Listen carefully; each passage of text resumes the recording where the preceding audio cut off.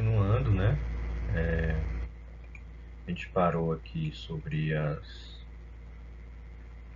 consequências, né, para o ensino, né? Como é que a norma culta, se você utiliza a gramática normativa, como é que a norma culta é abordada, né, pelo ensino prescritivo da gramática normativa, né, com base nessa concepção de gramática, né? Vejamos aqui mais algumas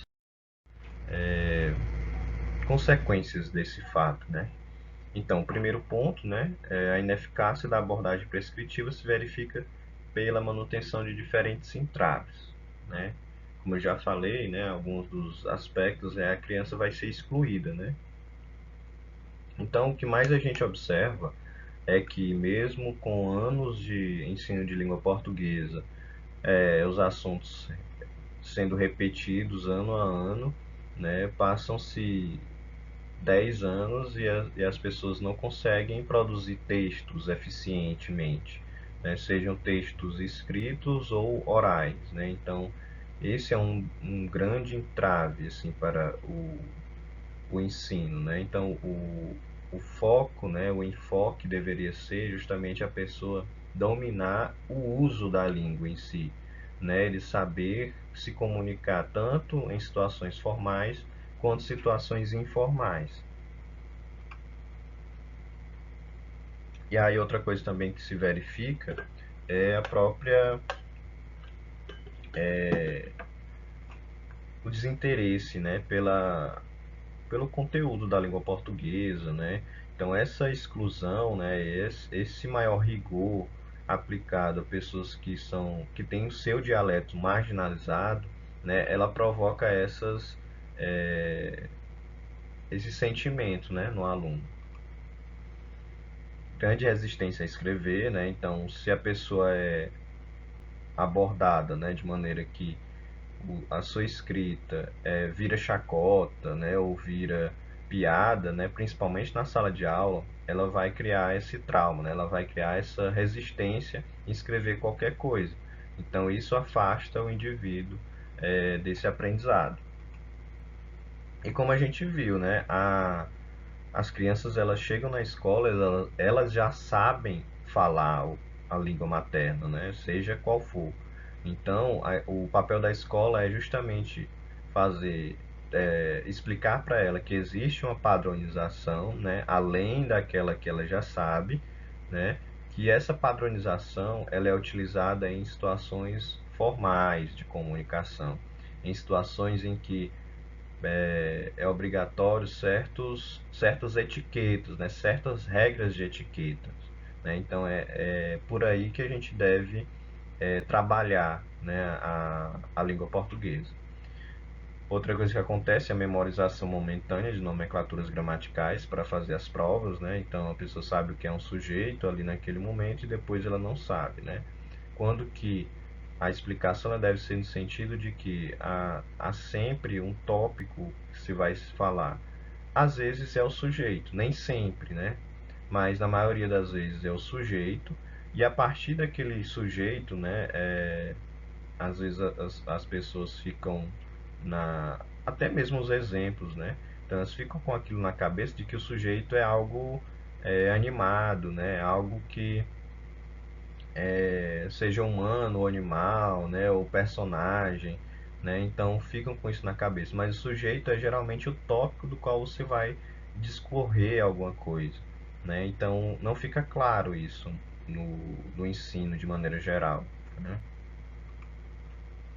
O medo de errar induz o aluno a escrever pouco para que erre menos, né? E aí então tem um exemplo que o Cagliari utiliza, né, nas suas aulas, nos seus livros, no caso, né, que é o texto de uma criança que escreve: a casa é amarela, a casa é bonita, a casa é dos meus pais, a casa não sei o que. Acaba tirando uma nota melhor porque não tem nenhum erro de gramática, mas o texto em que o aluno escreve a narração falando sobre a casa tem taubas que são, enfim, vai fazendo a narrativa com vários desvios da norma culta, com vários problemas em relação à norma culta, e aí tirou uma nota menor, mas o texto foi muito melhor na sua efetividade de uso da língua do que o outro primeiro, sem nenhum erro gramatical.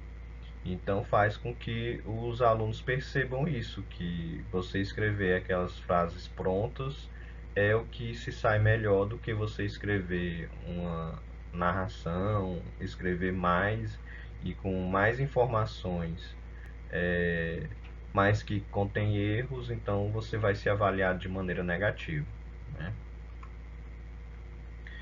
E desenvolve um sentimento de inferioridade e incapacidade perante a própria língua, né? Então, veja você, um aluno que já sabe se comunicar, já sabe falar, é falante em casa, conversa com todo mundo, chega na escola, a sua variante não é aceita, né? É motivo de chacota, é motivo de piada. Então, a criança ela vai se sentir incapaz, né? Principalmente em atividades como ditado, né? Em que são utilizadas justamente palavras que que causam certa dúvida, certas memorização, né? Aquele programa do Luciano Huck, soletrando, aquilo ali era uma, um atentado a, a esse ensino, né? Que não tem o ensino de língua portuguesa, ele não tem nada a ver com aquilo, né? Aquilo pode ser uma brincadeira, algo terceiro, né? Algo de menor impacto na prática de sala de aula, né? Mas o foco é fazer com que a criança, com que esse aluno, ele desenvolva a habilidade de se comunicar da melhor forma, seja escrita ou falada, certo? E aqui agora chegamos a outro tipo de gramática, né? A gramática descritiva.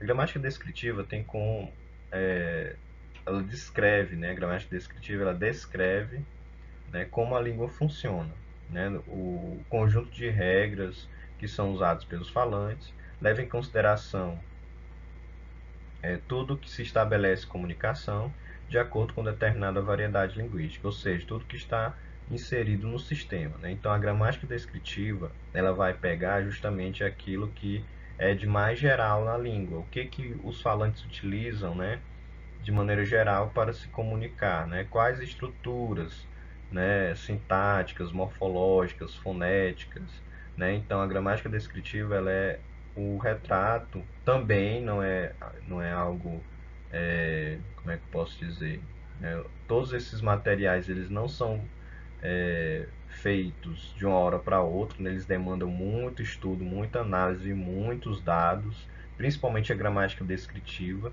porque preciso de uma análise quantitativa dos dados para realmente chegar em generalizações, porque como a gente viu, a língua ela se modifica, né? Ela é muito fluida e cada região, cada cidade, imagine só aqui no Brasil, né? Cada cidade, por exemplo, aqui no Piauí, tem uma variante específica, né, a variedade da língua, e lá você pode identificar usos morfológicos específicos, é, estruturas sintáticas peculiares, né, usos fonéticos e fonológicos também peculiares. Imagine isso num contexto nacional, certo? Então, a gramática descritiva, ela muitas vezes é feita até de modo a ser estatisticamente por.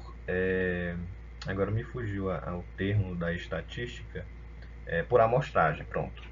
Muitas vezes, como não há recursos financeiros para se fazer uma pesquisa nacional, é muito feito por amostragem, né? Ou seja, analisado as capitais dos estados, né? O que não diz muita coisa sobre o estado, né?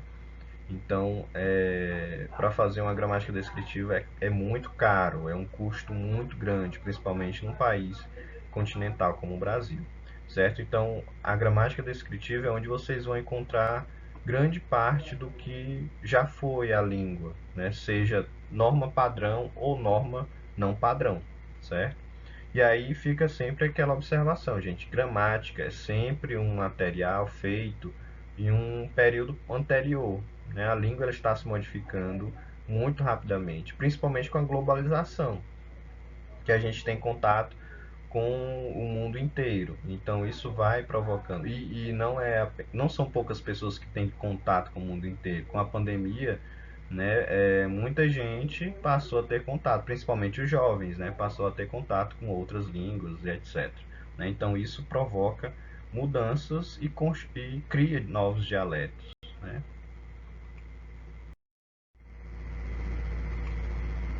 Então, gramática descritiva. A principal preocupação é tornar conhecidas as regras utilizadas pelos falantes.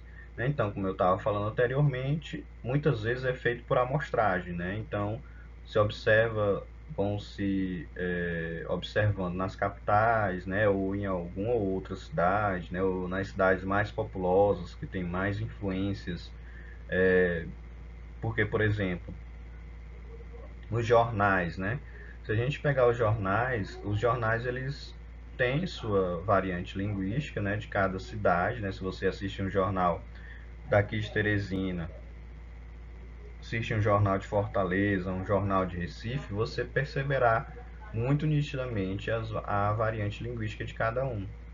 Porém, ali você tem uma linguagem mais formal sendo reproduzida. E aí, mesmo a gramática descritiva procurando abordar o que os falantes utilizam, é um pouco difícil, né? Pegar todas as variantes utilizadas.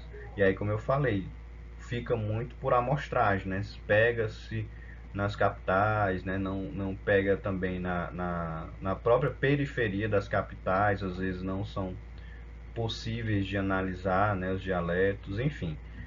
É o mais próximo, né, do que se pode descrever as regras da língua. Então, Travaglia afirma que a gramática descritiva é que descreve e registra para uma determinada variedade da língua um dado momento de sua existência. Né? Então, né, a abordagem é, sincrônica. Né? Sincrônica porque ela tenta abordar um determinado momento que seja contemporâneo. Né? E aí, como eu falei para vocês, como não é uma pesquisa fácil de se realizar, né, principalmente no Brasil, porque até mesmo não tem investimento para isso, é, torna-se às vezes uma pesquisa é, não síncrona, né? Então assíncrona, porque elas pegam, né, a descrição as pesquisas são abordadas por descrições bem antigas, né? Ou já a pesquisa depois de muito tempo que ela consegue pegar os dados e aí já passou aquela mudança, né? Aquela maneira de se falar e utilizar. E aí é importante que fique isso, né? É um registro também, né? Então, gramática descritiva, também no caso da normativa, são registros do que foi a língua naquele determinado momento em que foi analisado, né? Então, tanto a gramática normativa como a descritiva, elas têm essa característica em comum, que elas são registros da língua em um determinado momento.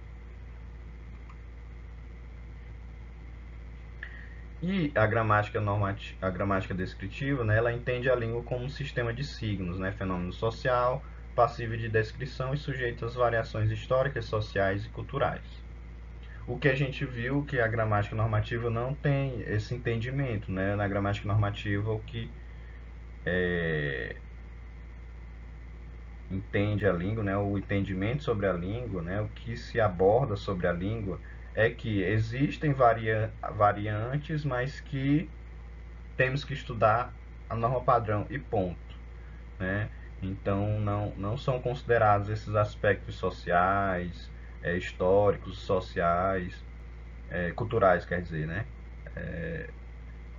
Para que se haja, né, as variações, explicando por que existem as variações. Né? Existem várias influências para que a língua seja daquele jeito, né, diferente da norma padrão. Né? Então a gramática descritiva ela procura abordar isso.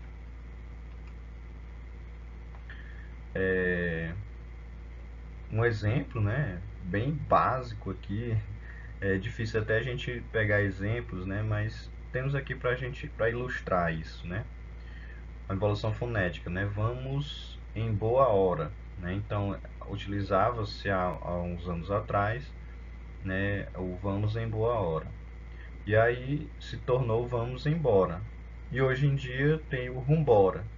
E às vezes não, geralmente, né?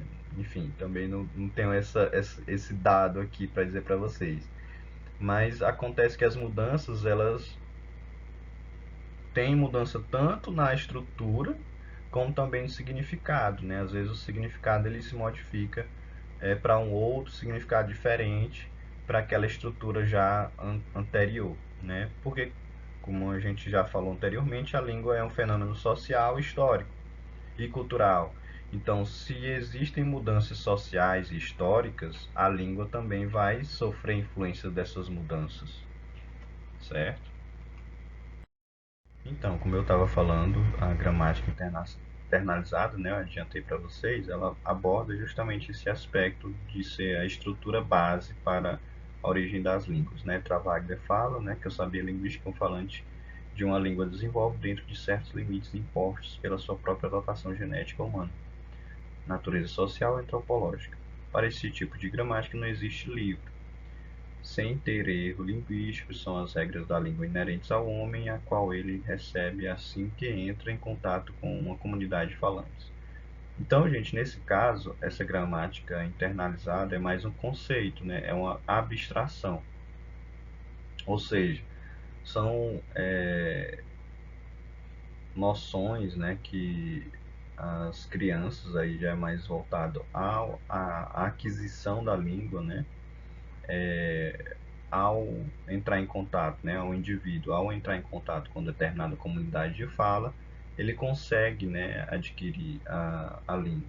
Né? E aí parte-se desse pressuposto de que existe algum mecanismo, né, humano que permite, né, essa ligação, né, com é como se a partir do momento em que o indivíduo entrasse em contato com uma determinada língua, né, essa gramática internalizada ela fosse ativada, e aí as regras da língua, da qual ela é exposta, é passada para o seu cérebro, né, como se fosse uma ativação. Não sei, realmente é um conceito mais abstrato, então ele fica realmente um pouco menos claro do que a gramática descritiva e a gramática normativa. Mais algumas explicações, né? Trata-se de uma abstração, né, como eu falei para vocês, realizada para estudar a aquisição de primeira língua, né? Então, é sobre a primeira língua, né? Quando se fala de gramática internalizada, a gente está falando de primeira língua, né? Ou seja, a aquisição.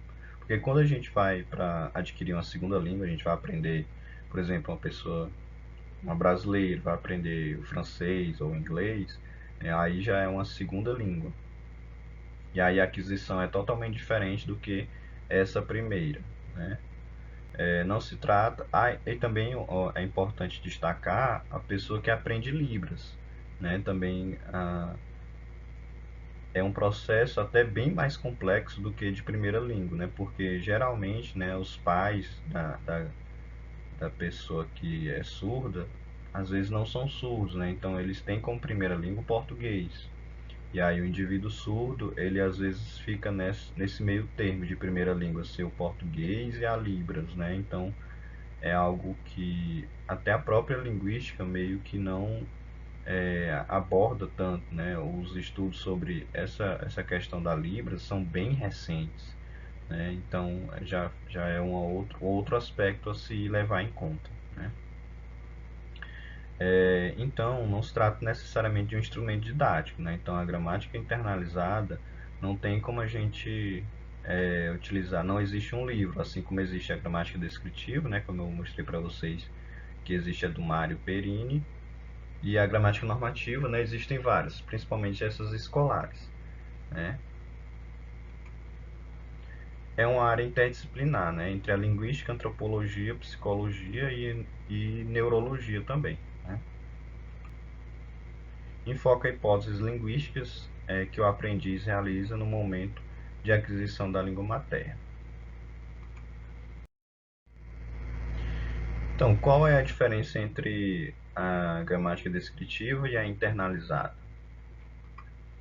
A gramática descritiva, né, tem como objetivo o estudo de usos linguísticos, né, ou seja, desenvolve seu trabalho de análise descrevendo o que os indivíduos realizam nas suas falas. Já a gramática internalizada, ela tem como objeto de estudo a aquisição linguística, né? Ou seja, não é criar um registro do que está sendo utilizado, não, é analisar como o indivíduo, né, que regras e métodos existem no cérebro do indivíduo no momento em que ele adquire a sua primeira língua. Então, ele está aprendendo ali a primeira língua, né? Então, é uma outra abordagem, né? Para se descobrir como os aprendizes formulam hipóteses sobre o sistema linguístico, com poucos recursos que são dados inicialmente, né? Então, é o estudo de como aquelas crianças, né, elas conseguem, por exemplo, quando a criança diz eu fazer o dever, eu fazer a comida, então esse fazer é uma hipótese que a criança desenvolveu a partir do conhecimento que ela tem, que ela já está construindo da língua, né? Por ela perceber que as pessoas falam, né? Eu, eu estudei, ou eu comecei, enfim, ela aplica a mesma regra verbal nos outros verbos, em todos os verbos, quer dizer, né? Ainda não tem essa consciência de que existem verbos irregulares, né? Então, há indícios de que existem regras, né, pré-estabelecidas antes da pessoa aprender a língua, que a partir dessas regras é que se desenvolvem, né, as línguas em geral. Então é isso que se quer estudar com a gramática internalizada, né? Então a gente finaliza